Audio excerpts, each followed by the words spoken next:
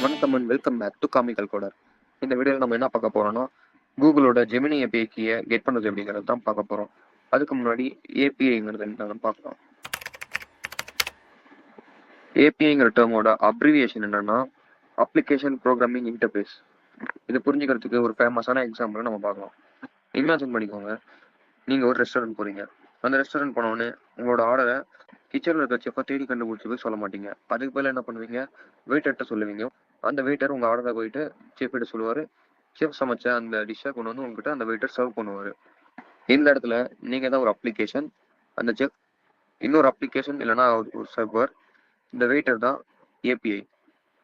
இன்னும் தெளிவாக சொல்லலாம்னா, ஒரு அப்ளிகேஷன் சாஃப்ட்வேருக்கு தேவையான டேட்டா வேற ஒரு சர்வரில் இருக்கும். அந்த சர்வரில் இருக்கிற டேட்டாவை ஆக்சஸ் பண்ணுறதுக்காக இந்த அப்ளிகேஷனோட ரெக்வஸ்ட் அனுப்பும். அந்த ரெக்வஸ்ட்டை இந்த ஏபிஐ எடுத்துகிட்டு போயிட்டு அந்த சர்வர்கிட்ட கொடுக்கும். அந்த சர்வர் அதை ப்ராசஸ் பண்ணிட்டு அதுக்கான ரெஸ்பான்ஸை அனுப்பும். அந்த அனுப்பின ரெஸ்பான்ஸை இந்த ஏபிஐ எடுத்துகிட்டு போயிட்டு இந்த அப்ளிகேஷன்கிட்ட கொடுக்கும். இந்த மாதிரி அந்த சாஃப்ட்வேர் அப்ளிகேஷன்ஸ்க்கு இடையில ஏபிஐ ஒரு கம்யூனிகேட்டிவ் பிரிட்ஜாக செயல்படுது. ரியல் லைஃப்பில் ஏபிஐ எங்கே அப்ளை ஆகுதுன்னா, இப்போ ஸ்விக்கி ஜொமேட்டோலாம் பார்த்தீங்கன்னா ஆர்டரை ட்ராக் பண்ணுறதுக்கு ஒரு மேப்பிங் சிஸ்டம் யூஸ் பண்ணுறாங்க. அது அவங்க ஃப்ரம் த ஸ்க்ராட்ச்ல தான் பில்ட் பண்ணதில்லை. அதுக்கு அவங்க கூகுள் மேப்ஸோட ஏபிஐ யூஸ் பண்ணுறாங்க. இப்போது ஏபிஐ கீனா என்னன்னு பார்க்கலாம். ஏபிஐ கீங்கிறது ஒரு மூவி டிக்கெட் மாதிரி. எப்படி நீங்கள் ஒரு தியேட்டருக்குள்ளே போக உங்களுக்கு ஒரு டிக்கெட் ஹெல்ப் பண்ணுதோ, அந்த மாதிரி நீங்கள் ஒரு ரெஸ்பான்ஸை கெட் பண்ண இந்த ஏபிஐ கீ உங்களுக்கு ஹெல்ப் பண்ணுது. அடுத்ததாக கூகுளோட ஜெமினி ஏபிஐ கீயை கெட் பண்ணுறது எப்படின்னு பார்க்கலாம். உங்கள் ப்ரௌசர் ஓப்பன் பண்ணிக்கோங்க. ஓப்பன் பண்ணிட்டு கூகுள் ஏஐ ஸ்டுடியோ சர்ச் பண்ணிக்கோங்க.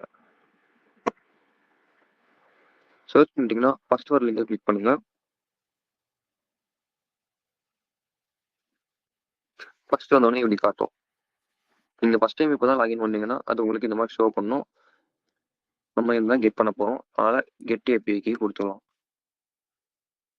இப்படி கொடுத்தீங்கன்னா உங்களுக்கு இந்த மாதிரி இதெல்லாம் அக்செப்ட் பண்ண சொல்லுவாங்க. அக்செப்ட் பண்ணிக்கோங்க. அக்செப்ட் பண்ணதுக்கு அப்புறமேட்டா இது பார்த்தீங்கன்னா கெட் ஏபிஐக்கு இருக்கும். இது பார்த்தீங்கன்னா கிரியேட் ஏபிஐக்கு இருக்கும். கிரியேட் ஏபிஐக்கு ப்ரெஸ் பண்ணுங்க.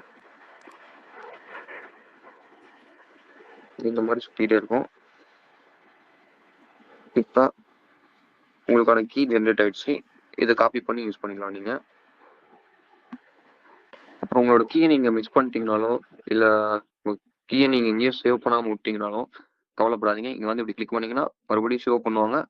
நீங்கள் மறுபடியும் எடுத்து யூஸ் பண்ணிக்கலாம். No problem. அப்புறம் இந்த கீயோட வேலிடிட்டி என்னன்னா, ஒன்று இந்த கீயை நீங்கள் டெலீட் பண்ணணும், இல்லை கூகுளே அந்த கீயை உங்ககிட்ட இருந்து எலிமினேட் பண்ணணும். அது வரைக்கும் நீங்கள் யூஸ் பண்ணிக்கலாம். இப்போ கீ எடுத்துட்டோம், கீ ஒர்க்காக தான் செக் பண்ணி பார்க்கணும்ல. அதனால இந்த மாதிரி கொலாபில் ஒரு சிம்பிள் கோடு ஓப்பன் பண்ணிக்கோங்க. இந்த இடத்துல உங்களோட ஏபிஐ கீயை பேஸ்ட் பண்ணிக்கோங்க. இந்த ஏபிஐ கீ ஒரு சீக்ரெட் பாஸ்வேர்ட் மாதிரி கொஞ்சம் ப்ரொடெக்டடாக வச்சுக்கோங்க. யார்கிட்டையும் பப்ளிக்காக ஷேர் பண்ணாதீங்க. இந்த கோடெல்லாம் ரன் பண்ணி பார்க்கலாம். நம்ம பண்ண கோடில் கூகுளோட ஜெமினி ஏஐ மாடல்ஸோட ரெஸ்பான்ஸை கெட் பண்ணுறதுக்கு ஜெமினி ஏபிஐ கீயை நம்ம யூஸ் பண்ணுறோம். பார்த்தீங்கன்னா நமக்கு அவுட்புட் வந்துருச்சு.